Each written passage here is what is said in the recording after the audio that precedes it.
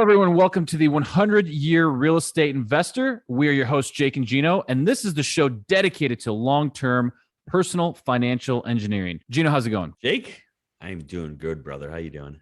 Always making it happen, big man. And today we're going to get a little personal. We're going to talk about how you had an issue that actually prevented you from getting whole life insurance, but we're creative guys, so it didn't stop there. You want to dive into that a little bit? Absolutely. I haven't shared this story with very many people, and it was really personal. About 4.5, 5 years ago, coming up now, had a little health scare. Thankfully, took care of it. And I saw it as a warning, from God saying, hey, you're getting up there in age. You better start taking care of yourself.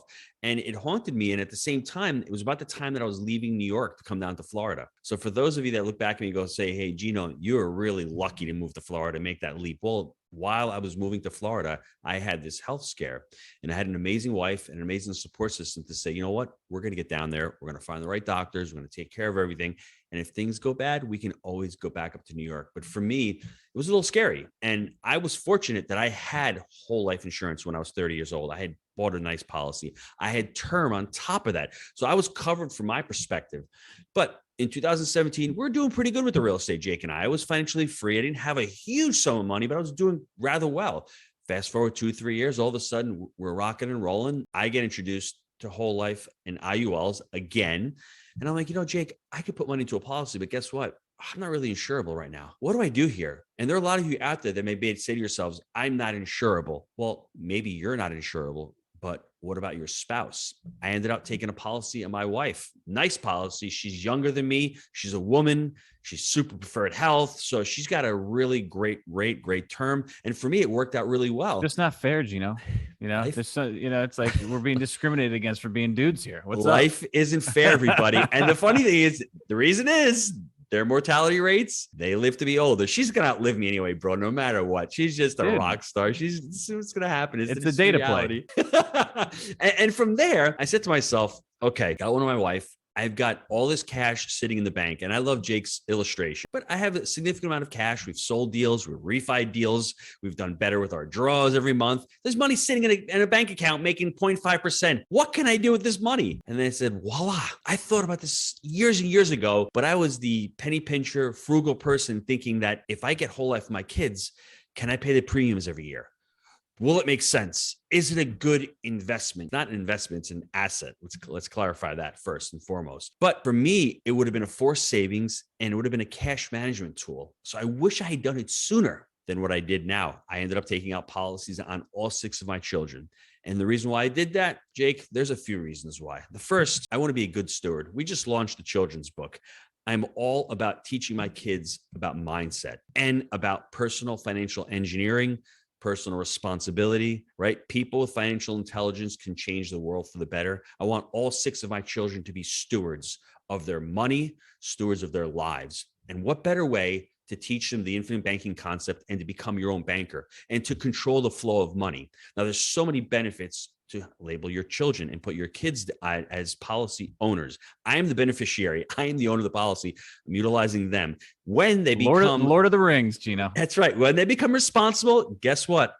The oldest child, here's your policy. There's going to be cash value in there. There's going to be a death benefit. And God forbid if something happens to them when they get older and they become uninsurable, well, at least they'll have this life insurance with them. But for me, Jake, it really was a mindset. Now I've got money going into these policies every year. I'm going to be putting a certain amount of money, and you can engineer these policies. They're specially designed. The 100-year team members, they can help you out with designing a policy. That's what I use. I use our 100-year team members. They did an amazing job. They knew what my goals and what my strategies were. Take that excess cash that I have in the bank, put it into these policies. I control the policies. I can pull the money out, borrow it to go do a deal, the dual asset strategy, and then I can put the money right back in the policy. And for me, like I said, the big thing that what I loved about it was all of a sudden the children can see what I'm doing. And they're like, well, dad is saving money every year. He's forcing himself to save that money in this policy every year. There's a cash value here, but dad is also employing the 100-year mindset. He's thinking about 10, 20, 30 years down the road. And all of a sudden there's a death benefit. I can explain that to them. I can have that conversation with them. And it's really all about control. And it's really all about taking responsibility. If you can teach your children at that from the young age of, my youngest is 7 to my oldest is 22 years old. If you can put that in the mix with the kids, it's not only, we're always worrying about IRR, return on investment. It's return on the mentality for me. If you can teach your kids that, I mean, there is nothing better in the world than that. And like I said, as they get older, all of a sudden there's a certain amount of cash in that policy and I give it to them. Well, that money, they can use it to buy a home. They can use it to buy a car. They can use it if they're going to college to finish paying their college bills, whatever that may be. It's a little gift from Grandpa Gino, Papa Gino, and all of a sudden I'm a hero. But most importantly, it's really about working on their mindset, Jake. You want to talk about the biggest return on investment, creating responsible children that share your values. I mean, you're not going to trump that. I mean, that is the ultimate return there. You can create a fully functioning adult that is responsible, that has good values. You hit the home run. You won the lotto. And we're just doing things to, better the odds in the future and carry the wealth throughout time. And I think that, Gino was pointing out earlier, look, every $1 million Gino keeps in the bank that he doesn't put into a policy, he's losing 35 grand a year. Okay. You're getting 0.5% in the bank. You're getting 4% on the money in the policy. Look, that's a decent amount of cash to be losing every year. And then you're putting it in, back in your policy. You're able to borrow it. It's a great cash management solution. So Gino, you usually give stuff away, man. What do you got today? Well, we just launched this book. What's Read the book, baby. For the folks that are not on YouTube, man, they're not mind readers. The cannolis exploded. Oh, here we go. What? Okay. It's a children's book. We've written so much on real estate, creative financing. The cannolis exploded. Now what? And coming from us, Gino, the restaurateur here, huh?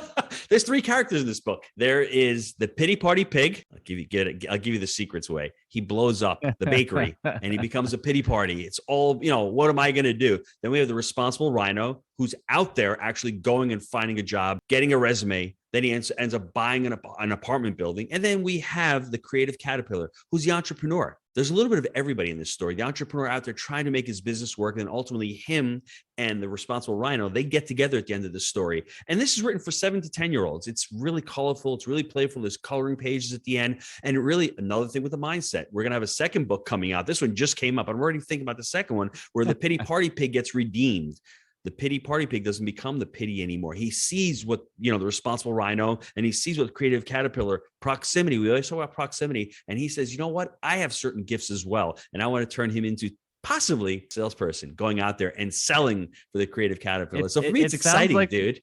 It sounds like the other 2 guys are creating communities that enable people to become the best version of themselves. That's right, bro. And that's what it comes down to. It's about the mindset. Are you a responsible rhino? You have the decision right now to select what you want to be. Do you want to be responsible for the rest of your life, or do you want to be a pity party pig? We can go back and become pity party pigs and be the victim. That's not going to serve us. Pity party pig goes out, buys TVs. He goes out and buys scratch lottery tickets. Not responsible rhino. He's buckling up, getting his resume in, getting the jobs done, and doing it. So I'm going to leave the link down below if you want to buy it on Amazon. If you want a PDF copy, email me, gino@jakeandgino.com. I'd love to send you the copy. It's great because it gives you the idea. Sometimes it's hard to talk to your kids about money and banking and economics. This is a great way to start that conversation with a young, with a young child who doesn't understand. It's a lot of fun. The way they illustrated the book. Dude, you get to read a fun book and cuddle up with your kids and read to them. It doesn't get any better than that. I mean, this is the way to do it. Dude, you can see how excited I am, bro. I'm really excited about it. Well, dude, I'm excited about is that outfit today, dude. You look like you like it, huh? $1 million,